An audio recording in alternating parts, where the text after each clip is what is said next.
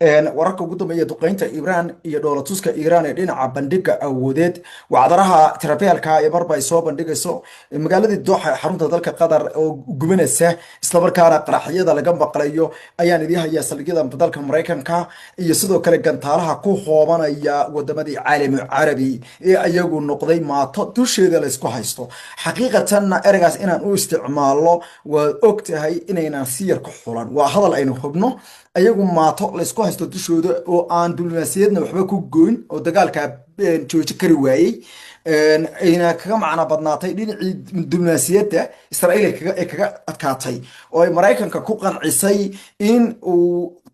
duqeeyo oo uu ku duulo ama uu dabcan wax alaale wuxuu doono uu sameeyo dhinacii kalena hadeerto noqday inay gebi ahaanba isdifaaci waayeen haddaba aan horta marka horeysa warmurtiyeedka ciidanka ilaalada kacaanka wadanka Iiraan aan soo akhriyo dowladda Mareykanka horta aan dhaho ilaa hadeerto war kama soo saaraso wax yar mooyaane in la duqeeyay goobada oo bay sheegaysaa laakiin war coordinated ah waayo Mareykanka weli waa laga hurdaa aqalka cadda waa laga hurdaa sabti axadna way ahayd sheekadu waana ujeedo loogu talagalay ayay ahayd oo dagaalkan inay sabti axadda maadaama dadku ay fasax u badan yihiin oo dadku ay danahooda aadaan oo qaraabo salaam aadaan ayaa loogu talagalay haddaba sidaad ogtihiin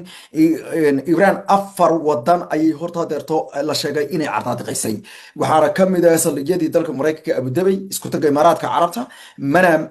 Manama magaalada caasimadda ee Bahrain Kuwait xarun u ah isla wadanka magaciisa la yiraahdo Dooxa oo Qatar ah oo iyadu aan warkeeda aan idin faahfaahi doono sidoo kalena waxa runtii ay jira in Iiraan ciidankeeda ilaalada kacaanku ay sheegeen ama ay faahfaahiyeen in ay cadeed doonaan laba shay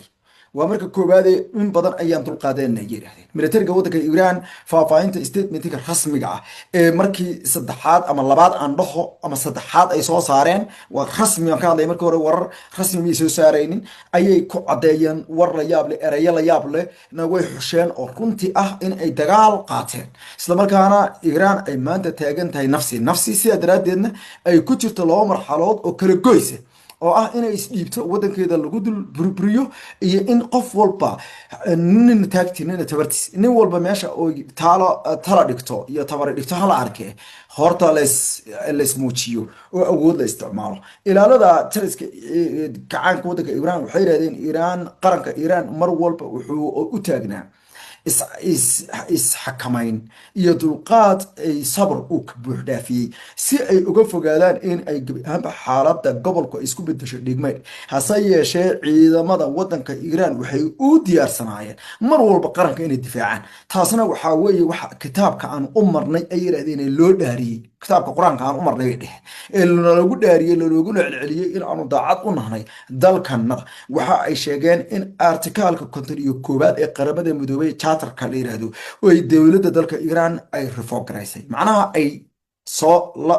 ay ku dhawaaqday inay adeegsanayso oo ah in wadan kasta oo la soo weeraro uu xaq u leeyahay inuu istifaaco sida daraadeedna dawladda Iiraan iyo ilaalada kacaanku waxa ay go'aan ku gaadheen in ay qaadaan ficil lagaga hortagayo afcaasha foosha xun ee soo duulayaasha ayaa lagu yiri faahfaahinta dhinaca kalena dawladda Mareykanku waxay qaratay in la burburiyay in la weeraray oo la bartilmaameedsaday xarumaheedii ay ka mid kahayeen xaruntii ciidamada cirka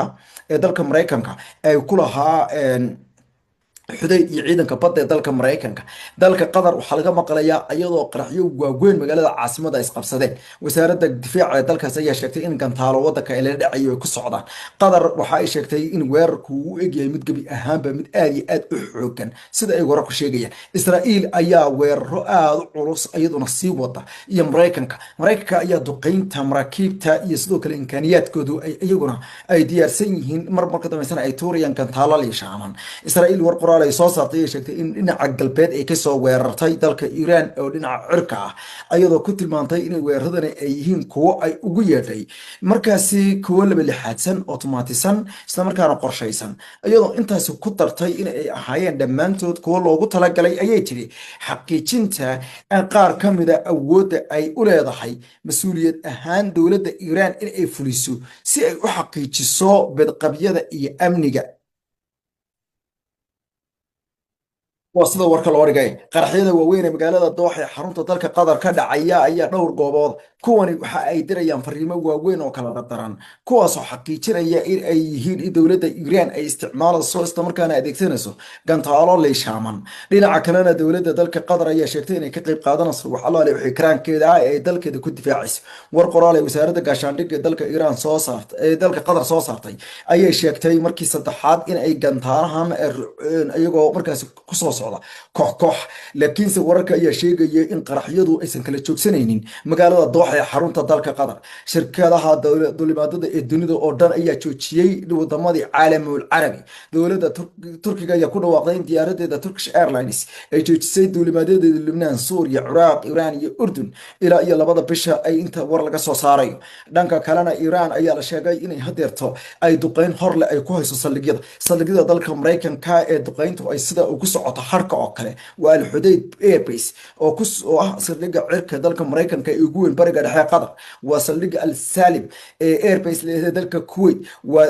ku yaala isaguna waa saldhigga Al Dafra Air Base isaguna saldhigga dhinaca cirka dalka isku taga Imaaraadka Carabta iyo saldhigga ciidanka badda ee dalka Mareykanka ee saldhigga shanaad ama cutubka shanaad ee ciidanka badda ee dalka Mareykanka ee magaalada Manama ee xarunta dalkaasi. dowladda dalka boqortooyada Sacuudi Arabia ayaa ku dhawaaqday inay hawadeeda oo dhan ay xidhay isla markaana waxa aan dhaho dalka Sacuudiga ayaa isagana kamid ah meelaha qaraxyada hadeerta ka dhaceen. warkaasna isagoo degdega dabashana qiimaha badan ayaan idin hadda uu soo dhacay wakaalada wararka AFP ayaana si rasmi ah hadeerto noola soo wadaagtay oo maaragtay dabcan ama nagu soo dhacay hadeertoon warqabadkeena aan eego warkaasi faahfaahintiisa si aan u fahmo dib baan kasoo duubayaa sababtoo ah waxaan rabnaa horta waxa ka dhacaya Sacuudiga in eegno. laakiinse dhinaca galbeed ee wadanka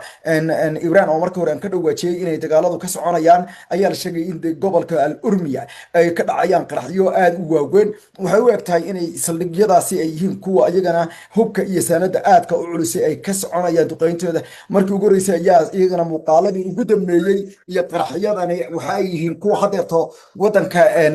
ka soconaya Baxrayn weeye tan waa Baxrayn oo runtii xaqiiqatan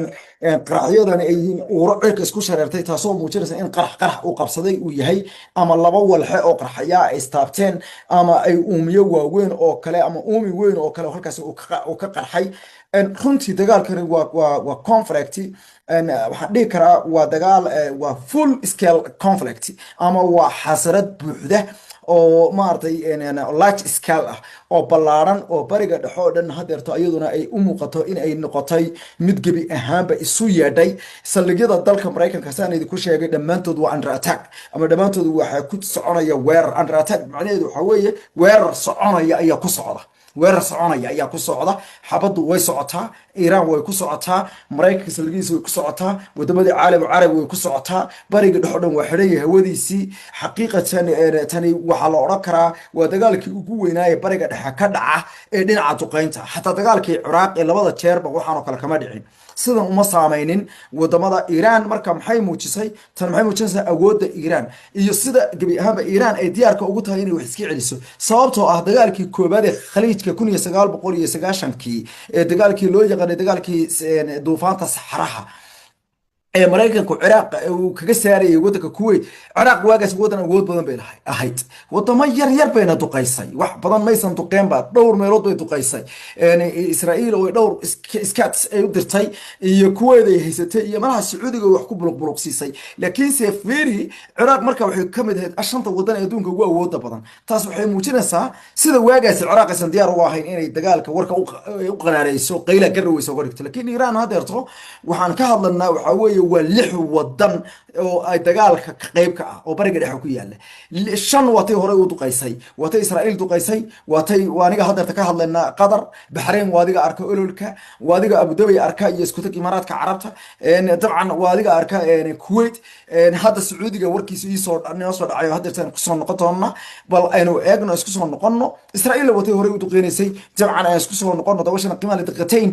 wararka ka tagayna isla markaana faafiya wararka fadlan si hoygan wararka ugu ballaaran ee fahamka iyo qodobada wararka oo dhan aad u ogaataan.